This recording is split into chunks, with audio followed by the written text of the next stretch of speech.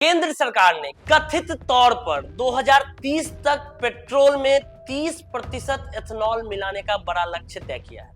इसका मकसद विदेशी तेल पर निर्भरता को कम करना और साथ ही पर्यावरण से जुड़ी चिंताओं का समाधान करना है। तो आज के इस सेशन में हम जानेंगे कि क्या है इथेनॉल।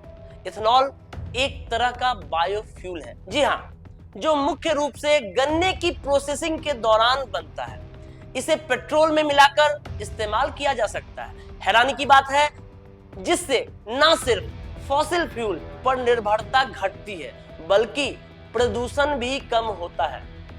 इथेनॉल प्राकृतिक रूप से शुगर को खमीर की मदद से फर्मेंट कर बनाया जाता है या फिर पेट्रोकेमिकल तरीकों से जैसे एथिलीन हाइड्रेशन के जरिए तैयार होता है। इससे न सिर्फ फ्यूल के विकल्प के तौर पर बल्कि केमिकल सॉल्वेंट और ऑर्गेनिक कंपाउंड बनाने में भी इस्तेमाल किया जाता है। जी हाँ, आपको जान के हैरानी होगी, मेडिकल फील्ड में भी एथेनॉल का इस्तेमाल एंटीसेप्टिक के तौर पर होता है।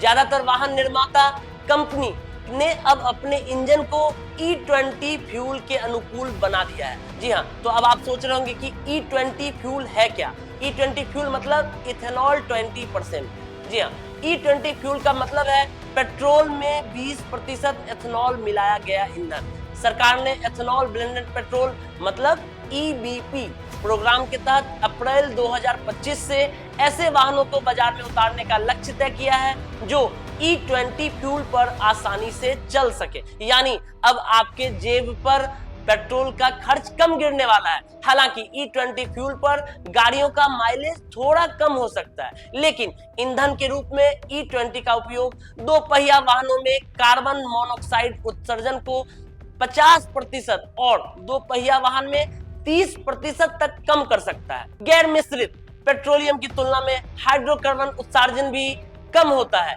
इस प्रकार इथेनॉल सम्मिश्रण वाहनों में उत्सर्जन को कम कर सकता है। जी हाँ, इथेनॉल सम्मिश्रण का एक अन्य प्रमुख लाभ किसानों को मिलने वाली अतिरिक्त आय है।